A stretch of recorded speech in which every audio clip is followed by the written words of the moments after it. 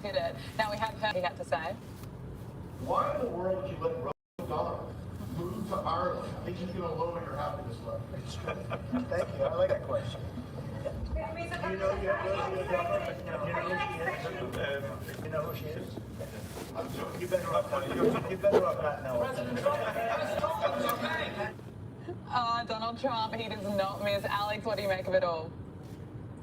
You know, to be honest, I don't like Rosie's politics, but she looks like she's lost some weight. I mean, she doesn't look great. I don't want to say that she looks technically great, but she does look a little better. I know that she was making all those viral videos when she was last in America, and she had some sores, and she wasn't looking great. So, you know, I just wish Rosie O'Donnell, a very famous woman that does have a history with Donald Trump, I wish that these people would just, I guess, check their ego for 1 second. And if she would just try to be friends with Donald Trump, I guarantee you, and I don't want to speak for President Trump, I guarantee you Trump could mend the fences with Rosie O'Donnell. But she wants to take it as a personal attack that he became the president of the United States, because Rosie O'Donnell is a constant victim. Even though she's a multimillionaire, very successful woman, she always has to play a victim. Yeah, there's a few of those, aren't there?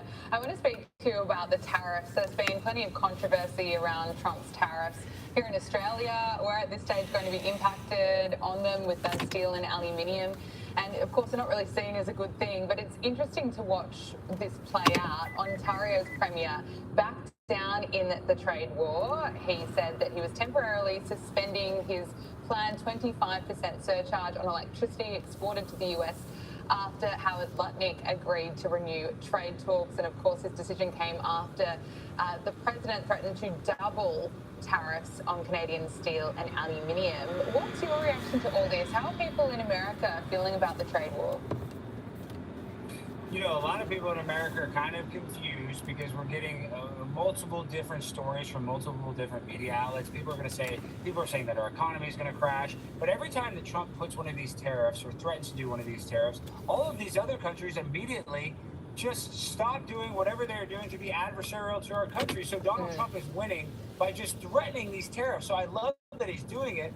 But I also love the fact that we've been giving away money left and right to other countries. You see what Elon Musk is doing with Doge. Like, we've wasted so much money on not even helping other countries, basically just wasting it. So yes, this is a much better thing that's happening. And honestly, like I said, I don't want Australia to be victims. I don't want you guys to go to the grocery store and be affected by the tariffs that Donald Trump is putting in place. But I do feel like we cannot have a country that's getting taken advantage of constantly when it comes to our geopolitical relations. So I think what we're doing is something we need to do a long time ago and put America first and try to make a system where other countries can benefit, so we are mutually benefiting from our trade with one another. It's not that hard of a concept. There should be, instead of one winner and one loser when it comes to our international trades. Well, it's an issue that's being brought up in the White House. Press Secretary Karoline Leavitt shut down an Associated reporter over the issue. Let's take a look. When President Trump last addressed the BRT when he was on the campaign trail, his big push was on tax cuts. He's going there today as he's proposing tax hikes in the form of tariffs. Not and true. I'm curious He's not doing why that. he's prioritizing that over the tax cuts. He's actually not implementing tax hikes. Tariffs are a tax hike on foreign countries that, again, have been ripping us off. Tariffs are a tax cut for the American people, and the president is a staunch advocate of tax cuts. I'm sorry, have you ever paid a tariff? Because I have. That's They it. don't get charged on foreign companies, they get charged on the importers. And ultimately, when we have fair and balanced trade, which the American people have not seen in decades, as I said at the beginning, revenues will stay here, wages will go up, and our country will be made wealthy again. And I think it's insulting that you are trying to test my knowledge of economics and the decisions that this president has made. I now regret giving a question to the Associated Press. She is so strong. I've had several exchanges with politicians in press conferences, and I understand they can get very heated, but Karoline Leavitt is proving to be such a boss in this situation, and just there's such a massive difference between Karoline and the previous one, Karine Jean-Pierre. Oh my gosh, Karine Jean-Pierre. You know, honestly, we did give her a lot of hate. She did an okay job considering that the president that she was representing was a literal potato. So now we know the facts that Joe Biden was basically senile. So I'll give her a little bit of credit, but Karoline Leavitt is just night and day difference. It's so much better. She goes up there and she commands the room. She's not just using a binder and scripted answers for everything. She's actually speaking extemporaneously because she's smart. And that's the difference, is that we have people that are not afraid to speak out against these journalists like the Associated Press that are trying to attack them about their knowledge on tariffs. And listen, they're not in there to have an economics lesson. They're in there to find out what decisions Donald Trump is making to help our country. Yeah. But they sit there and they want to try to, instead of being journalists, they want to be activists. And that's the big problem when it comes to the media in America. Yeah, Caroline Levitt handled it so brilliantly. And she's an amazing woman, 27-year-old mother. I also want to speak to you about what's going on in America, or out of space really. 2 astronauts who have been stuck in space for 8 months will be making their way back down to Earth. Thank you, Elon Musk. A SpaceX Falcon rocket will lift off, headed for the International Space Station, where the pair have been stationed since June. And this all occurred when the Boeing Starliner capsule suffered leaks during their trip, which was supposed to be just 10 days. And of course, we have heard from Elon Musk claiming that really it was the Biden administration that refused to let this rescue go ahead due to political reasons, Alex.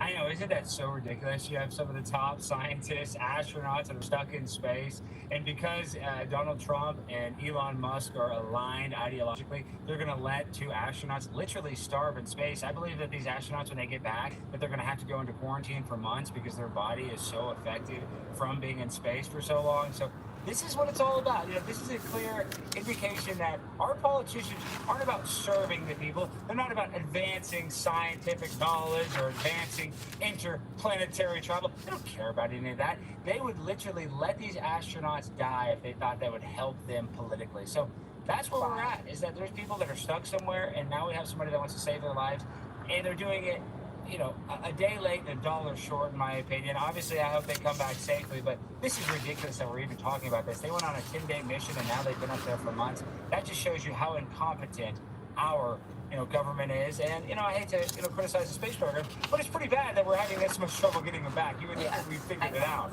by now. Unbelievable.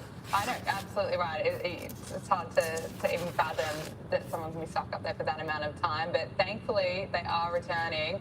I also want to talk to you about the controversial issue of biological men in women's sports. It was interesting hearing Gavin Newsom, California's governor, come out for the first time saying that it's actually unfair. I want to get your reaction as to why he's saying that now. He had plenty of time to say it over the past several years. But the Trump administration has paused federal funding to Maine universities for failing to ban biological men in women's sports. It's certainly in defiance of the president's executive orders. It's great to see that Trump is taking even more action, but why does he even have to do this? Well, because we are so insane that we have Supreme Court justices like Ketanji Brown Jackson that can't even describe or articulate what a woman is. But forget about the fairness, because obviously that if you're a biological male and you transition, you're going to have a physical advantage against a biological female. But forget about the fairness. This is a safety issue. We've had a trans volleyball player that was literally hurting people with the way that they were spiking the ball. So this is a safety issue. We need to protect women in sports. They shouldn't have to compete against the man. And I'm so happy that we have a president in Donald Trump that is actually doing something to stop this and helping women. And that's what I noticed too. Gabrielle, I was recently at a women's march for International Women's Day. And you know who was leading that march?